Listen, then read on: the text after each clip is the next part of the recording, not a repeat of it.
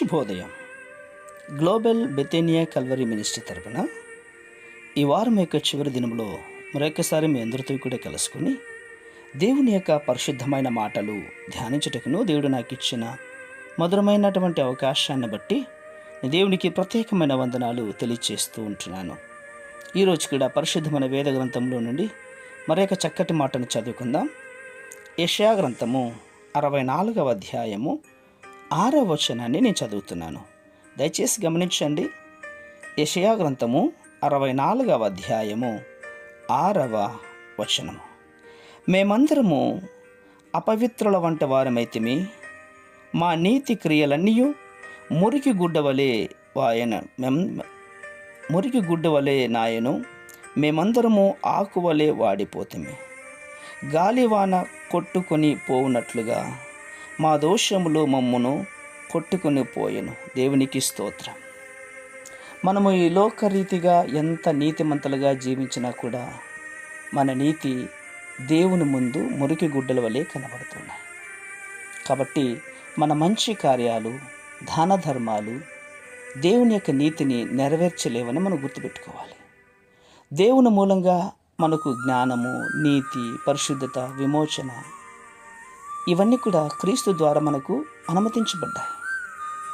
తమ దృష్టికి తామే నీతిమంతులుగా ఎంచుకొని తమను నమ్ముకొని ఇతరులతో ధృవీకరించిన వారిని ఎట్లయితే కనుక దేవుని దృష్టిలో మనం ఏమై ఉంటున్నామో, పరిసయ్యుని గురించి, సుంకరు గురించి యేసుక్రీస్తు వారు ఒక ఉపమానం చెప్పారు కదండి.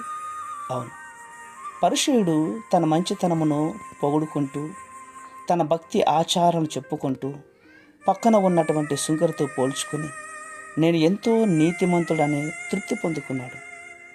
దేవుని మీద ఆధారపడకుండా తన స్వనీతి మీద ఆధారపడ్డాడు. అయితే సుంకరి మాత్రం తాను అపవిత్రుడనని, పాపినని, నీతి లేని వాడినని పాశ్చాత్తాపముతో రొమ్ము కొట్టుకుంటూ దేవా, పాపినైన నన్ను కరుణించుము అని ప్రార్థన చేశాడు. దేవుని నీతిపై ఆధారపడినటువంటి ఆ సుంకరి నీతిమంతునిగా తీర్చబడి ఇంటికి వెళ్ళిపోయాడు.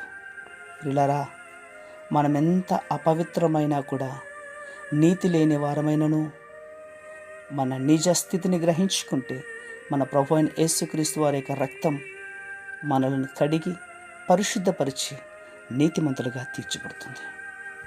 పరిశుద్ధమైనటువంటి మా ప్రియ పరలోకపు తండ్రి, నిజమే నాయనా, ఈరోజు ఈ మాటలు వింటున్నటువంటి వారందరూ ప్రభువా, మేమందరము అపవిత్రుల వంటి వారమైతిమి, మా నీతి క్రియలన్నీ మురికి గడ్డ వలె ఉన్నాయని చెప్పేసి ప్రార్థిస్తుంటుండగా మా నీతిని ఈ సోపనబడినటువంటి మీ పవిత్రమైన రక్తంతో కడిగి శుద్ధీకరించి రేపటి దినంలో మీ మందిరావరణంలో మేమందరము దివ్యమైన వర్తమానంతో మీ పరిశుద్ధ అలంకారములతో మారుమనసు పొందుకునే నూతన జీవితాన్ని జీవించేటట్లుగా మీరు సహాయం చేస్తారని విశ్వాసంగా నమ్మొచ్చు.